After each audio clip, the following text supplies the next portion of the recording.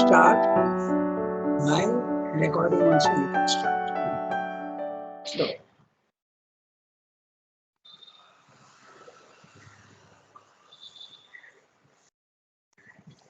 So one of you has to read, no? So Sunki, can you read? Yes. Very precisely opposite view of reality. There is a precisely opposite view of reality and knowledge, which affirms an objective reality as the only entire truth, and an objective knowledge as the sole entirely reliable knowledge. This view starts from the idea of physical existence as the one fundamental existence and the relegation of consciousness, mind, soul, or spirit to the position of a temporary outcome of the physical energy in its cosmic action, if indeed soul or spirit has any existence. All that is not physical and objective has a lesser reality dependent on the physical and objective. It has to justify itself to the physical mind by objective evidence or a recognizable and verifiable relation to the truth of physical and external things before it can be given a passport of reality. But it is evident that this solution cannot be accepted in its rigor, as it has no integrality in it, but looks at only one side of existence, even only one province or district of existence, and leaves all the rest unexplained, without inherent reality, without significance. If pushed to its extreme, it would give to a stone or a plum pudding a greater reality, and to thought, love, courage, genius, greatness, the human soul and mind facing an obscure and dangerous world and getting mastery over it, inferior dependent reality, or even on unsubstantial and evanescent reality. For in this view, these things so great to our subjective vision are valid only as the reactions of an objective material being to an objective material existence. They are valid only insofar as they deal with objective realities and make themselves effective upon them. The soul, if it exists, is only a circumstance of an objectively real world nature. But it could be held, on the contrary, that the objective assumes a value only as it has a relation to the soul. It is a field, an occasion, a means for the soul's progression in time. The objective is created as a ground of manifestation for the subjective. The objective world is only an outward form of becoming of the spirit. It is here a first form, a basis, but it is not the essential thing, the main truth of being. The subjective and objective are two necessary sides of the manifested reality and of equal value. And in the range of the objective itself, the supraphysical object of consciousness has as much right to acceptance as the physical objectivity. It cannot be a priori set aside, priori set aside as a subjective delusion or hallucination. So what is going to be discussing here? He is discussing the materialistic theory. Okay, so very interesting. So to get the basic idea, again we'll look at the summary so that we know what he's talking about. Then we'll go into detail. Okay. And another warning, Rishi must be also very careful that all the things he's saying here in this para is not his own. Only towards the end, it is his own view. Okay. When he says, but it could be held, he is talking about other possibilities. Okay. So now I'll read out the summary to you, and then we'll look at the para. Summary is very useful because we know what he's saying on the whole. Because he says many things in one para. There is the opposite view to the one that we hold, that the spirit is the ultimate. Okay? is the ultimate reality, and the physical universe is its phenomenal representation. This is Sri Aurobindo's view. Okay, it's also the view of the Advaita philosophy, the Vedanta. So this is what he's saying, but there's an opposite view. Okay, so let's look at that opposite view and see whether it is valid. That's what Sri is saying. Okay? The theory, call it positivism or materialism. Modern times we call it positivism. Okay, so because that's the only thing which is positive. That's why they hold that. The theory, call it positivism or materialism, holds that the objective world is the only reality and all else is a product of matter. To be proved real, everything must be verifiable by the senses and the physical mind, and all that cannot be so confirmed by the senses is unreal. This is the theory. Okay? All our subjective emotions, mental thoughts, soul experiences are nothing but the effects of the workings of matter. Okay? If pushed to its extreme logical culmination, a plum pudding or a stone would be more real than our noble thoughts, love, courage, genius, greatness of the human soul, which faces and conquers the difficulties and challenges of life and becomes master of nature. All these things you have to deny. So obviously, the theory is not at all satisfying. Okay, so also is having his at his ironical best. He's talking that plum pudding is more important than philosophy, okay, and literature, okay, so, and love, courage, genius. How can you say all these things are material? Then he goes on to say, obviously, this is an extreme view that looks only at one side of existence and is therefore invalid. Rather, one may have the opposite view and consider the objective world to be only an occasion and a field for the self-manifestation and self-experience of the spirit soul. The spirit is the reality, and the objective universe is only the outermost form, shell of that reality. But the subjective and the objective are real and complement each other.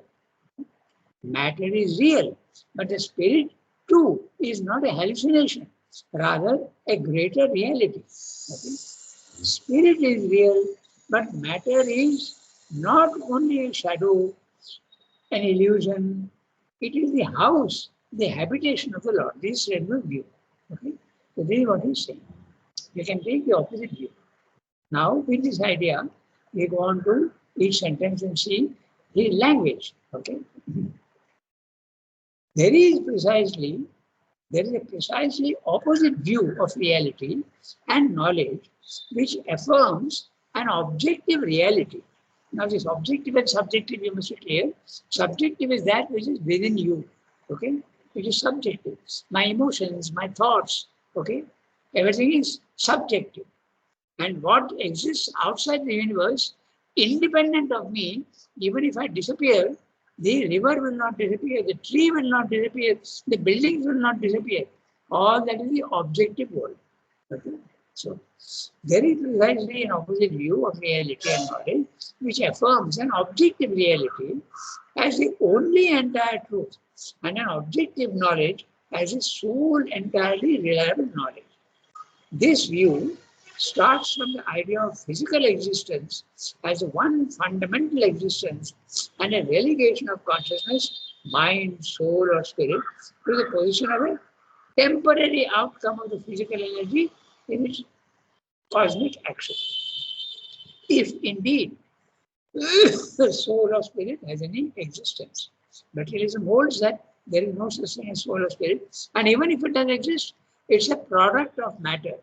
Now, this needs a little bit of a discussion, because how can intelligent, seriously minded people think like that?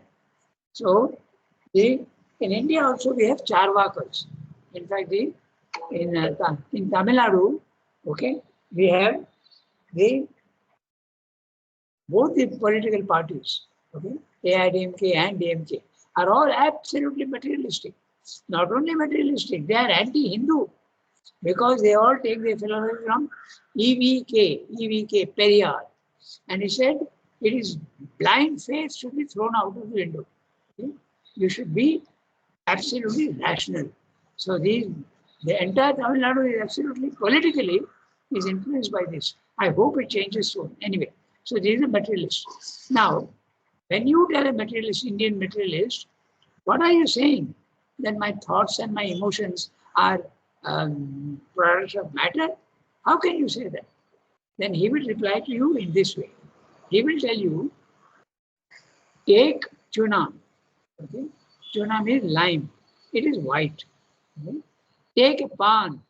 Okay? It's also objective. And it is green. Now, put them together and chew in your mouth. What happens? Red comes. From where is red coming? So it means to say that your emotions and all these are exactly similarly, they are products of the chemical action of matter and they are producing all these thoughts. That will be his argument. And he will give you this example. So you can't argue with them. Okay? So this is what he will tell you. Now Sri Aurobindo is contesting that thing. Okay?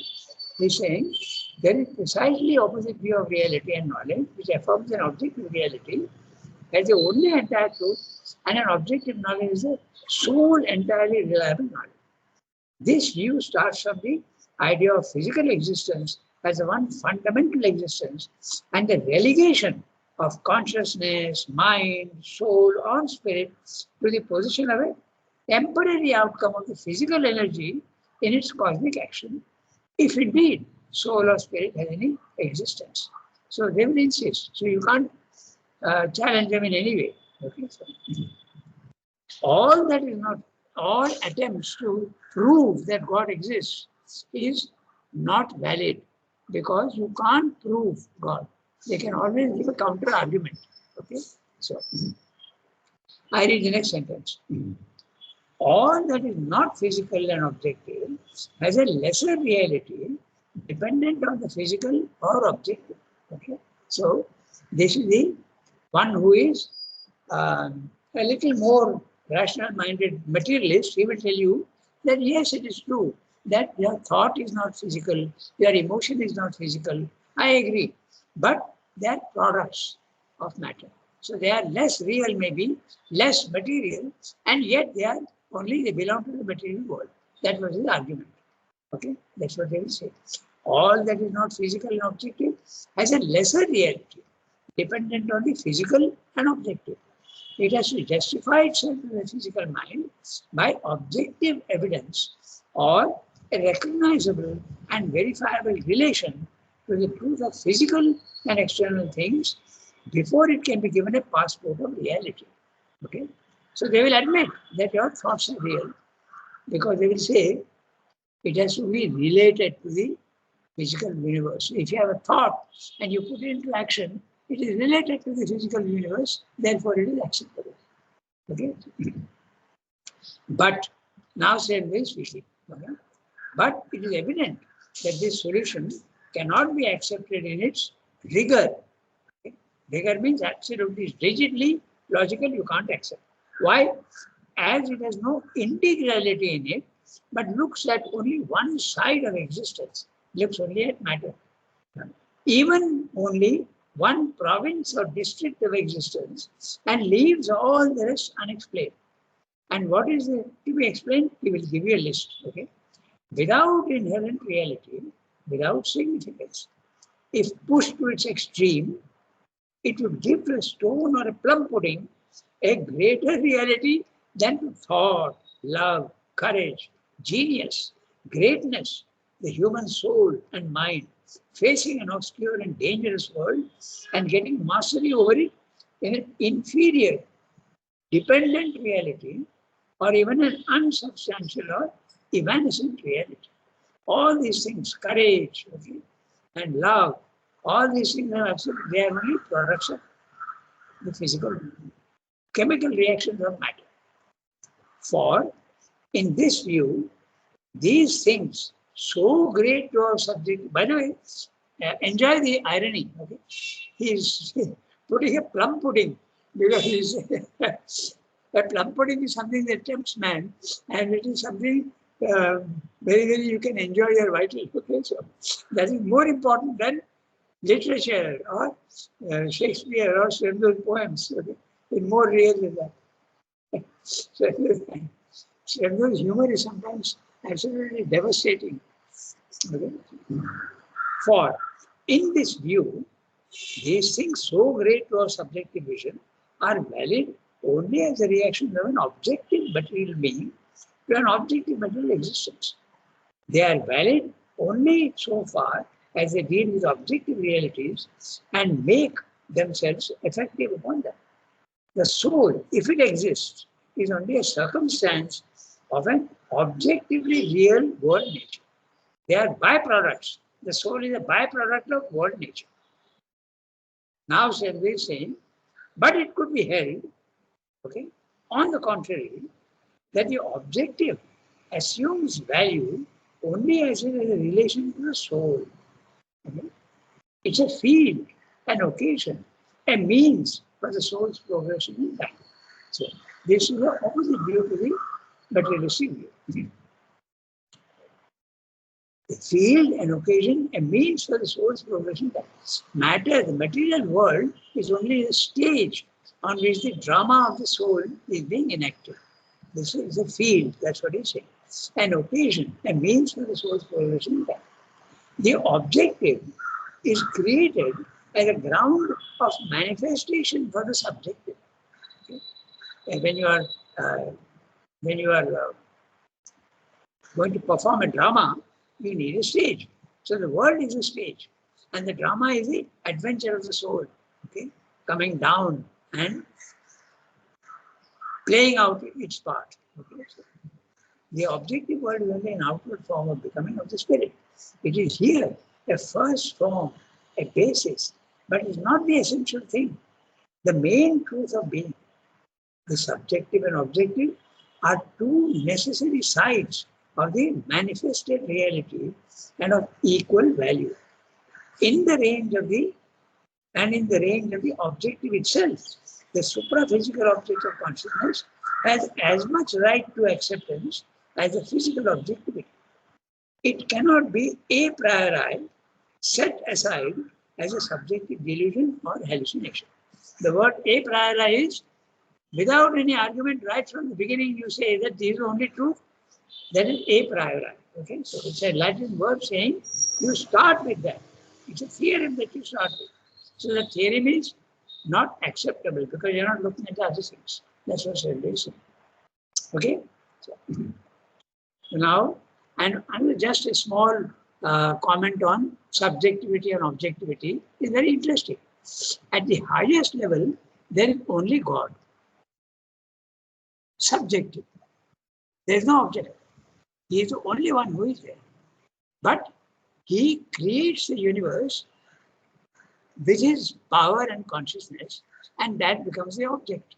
So at the highest level of this Satchidananda, creation takes place when consciousness tells its own power, oh power, please create forms for me and I will guide you in it. Okay? Then consciousness is separating itself from power and telling it to create forms for my enjoyment. And then the power creates forms but guided by the consciousness. So there is an objectivity and a subjectivity. But at the highest level, when you go, the instruments of knowledge become identity, identification. Therefore, in the physical world, when you see, the world is separate from you. There is objective and subjective. But as you keep rising in consciousness, you see that everything is really subjective. The world is inside you, not outside you. And you go even higher up, everything is only you. So subject and object merge and become one. Also, it reminds you that the interesting principle of the one becoming the many. Okay, that also tallies with this. So you have to put all these ideas together, and then the clarity of our thought becomes very clear. Okay, it becomes clear. So there is the objective and the subjective. A slight comment on that just to show you.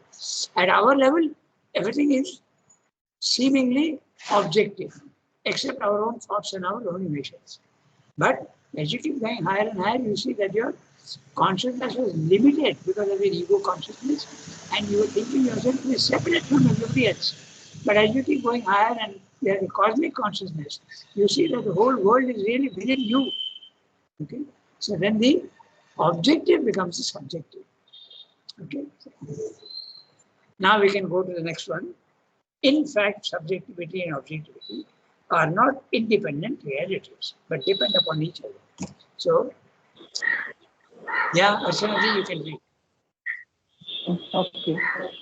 In fact, subjectivity and objectivity are not independent realities.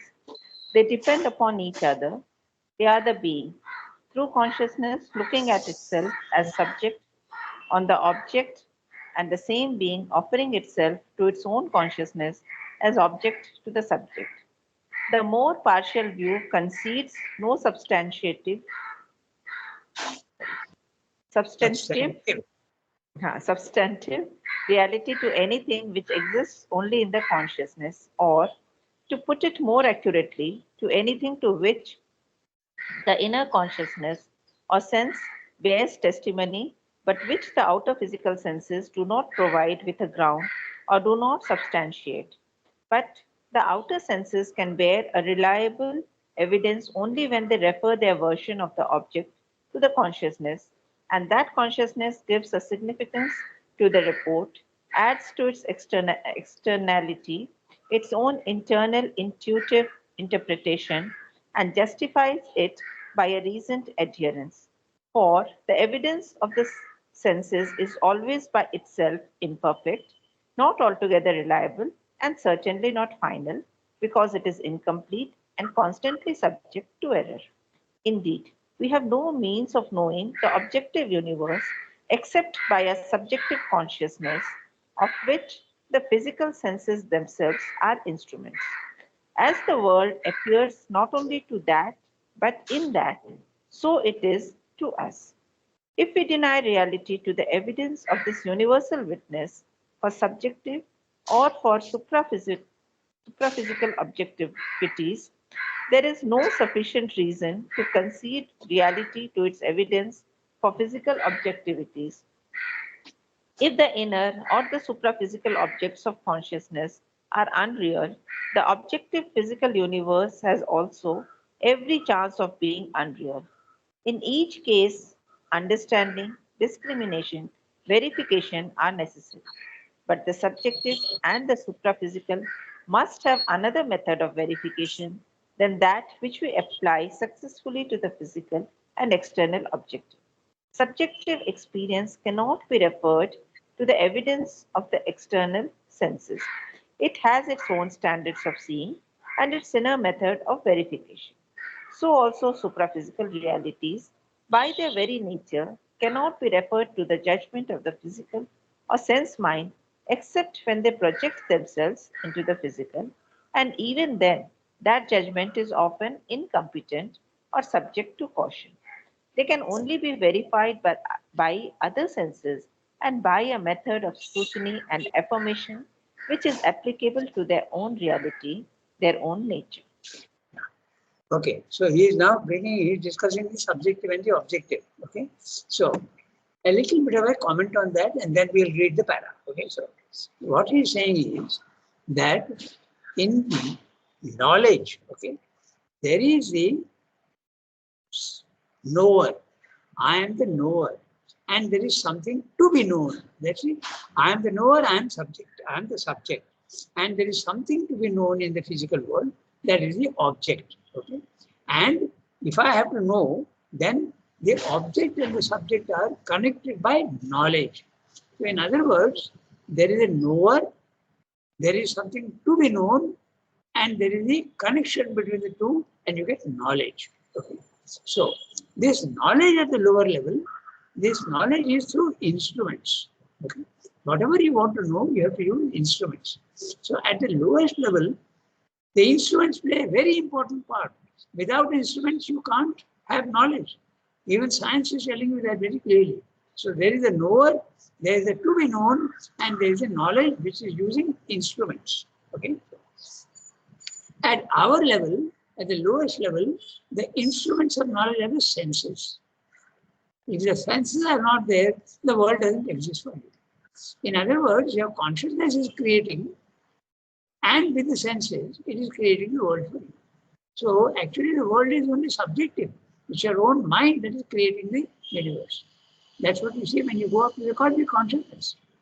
Now, when you go to the next level of consciousness, the instruments change.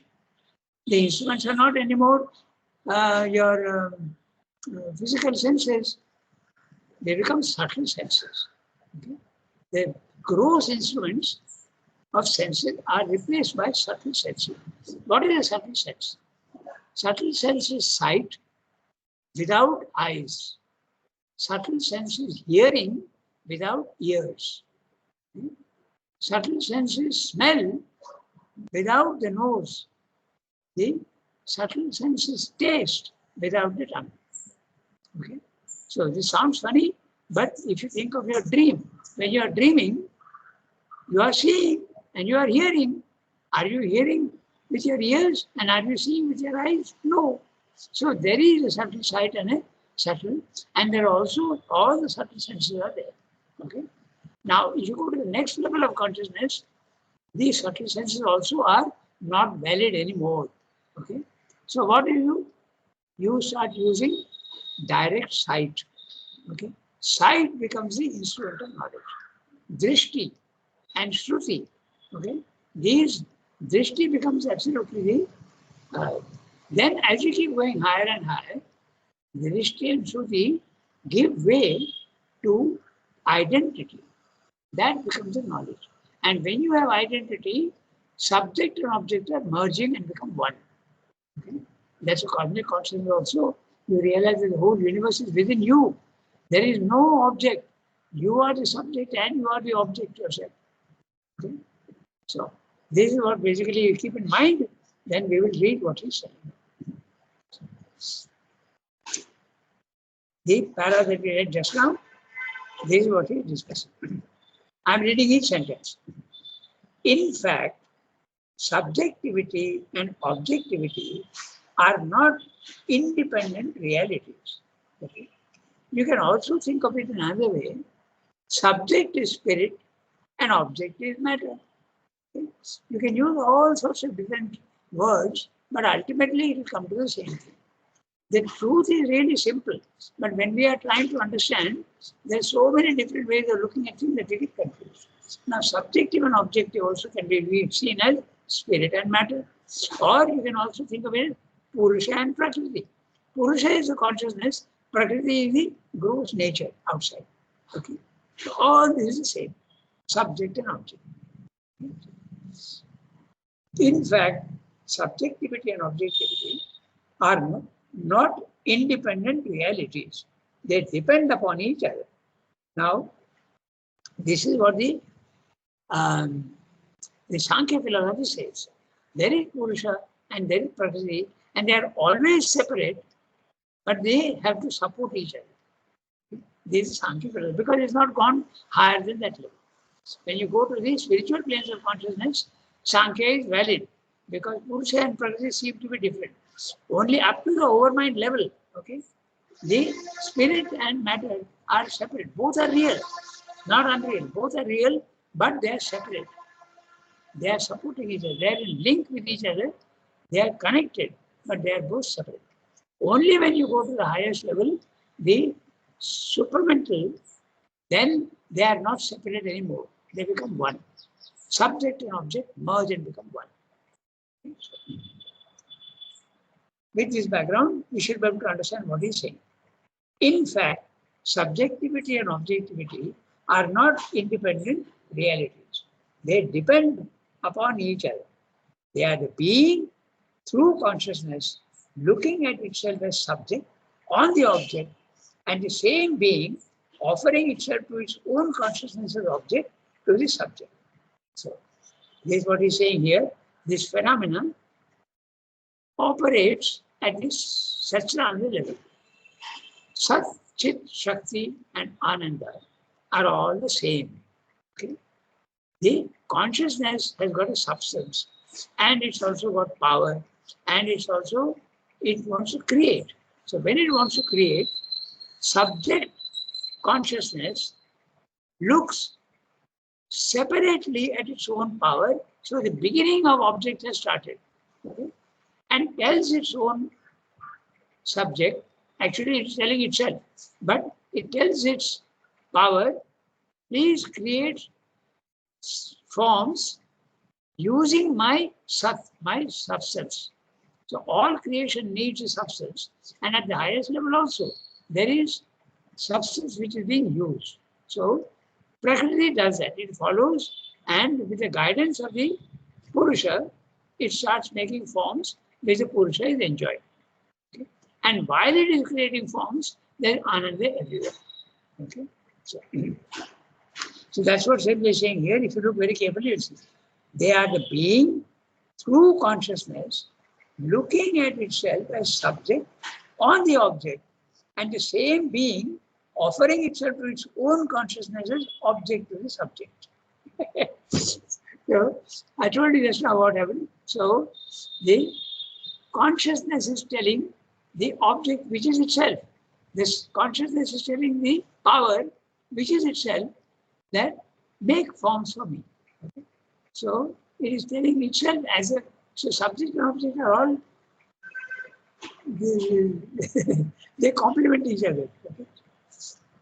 The more partial view concedes no substantive reality to anything which exists only in the consciousness, or to put it more accurately, to anything to which the inner consciousness or sense bears testimony, but which the outer physical senses do not provide with a ground or do not substantiate. So at the lowest level, this is what he's saying is valid. The more partial view, the material view, concedes no substantive reality to anything which exists only in the consciousness. The materialism will not agree that anything in your consciousness has independent reality. Okay? Or to put it more accurately, to anything to which the inner consciousness or sense bears testimony, but which the outer physical senses do not provide with a ground or do not substantiate. In your spiritual consciousness, you can have tremendous experiences. And these experiences are confirmed only by the consciousness, by the subject, and not the object. The objective world cannot confirm your spiritual experience.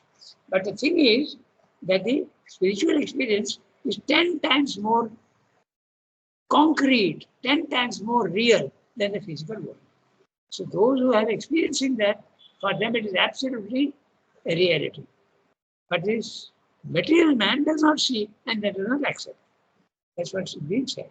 Okay? The more partial view is that, the material world. But, I'm reading the next sentence. But the outer senses, which are the outer senses? Your eyes, ears, nose, tongue, and skin. But our outer senses can bear a reliable evidence only when they refer to their version of the object to the consciousness. And that consciousness gives a significance to the report, adds to its externality its own internal intuitive interpretation, and justifies it by reasoned adherence. Now this sentence is, we have to understand it this way, I tell you. In the physical world at our level, we are experiencing the world through our senses. We have repeated this many times, but it's worth repeating because it has become absolutely a reality to us. I am seeing the physical world through my senses. And the senses are carrying the data collected from the world through nerves to the brain. Okay. Now, this is the mechanism by which I am aware of the physical world. If my senses don't work, if I don't have eyes, I can't see. If my nerves are damaged, optical nerves are damaged, I am blind. But last and least, not least, is it when the mind is not interpreting anymore, okay, then also you see only the form without any significance. Proof, take the case of a newborn baby. His eyes are there, his nerves are there, his brain is there, but the brain is not yet programmed to interpret. So he neither recognizes his mother nor the words that the mother is speaking. Okay? So this is the experience of the world to us at our level when we are adults, is that the consciousness through the instruments is creating the world for you. Okay? So what you think is objective reality is really nothing but subjective. Because if your subjective mechanism is not there, the world will not exist for you. There is no object. Okay? That is what you have to understand. This is the Buddhistic stand, and there is a reality to it at this level. Okay? Even at our level, it's a consciousness that is creating the world in a sense. Okay? At the highest level, it's a consciousness of the divine which is creating the universe inside itself.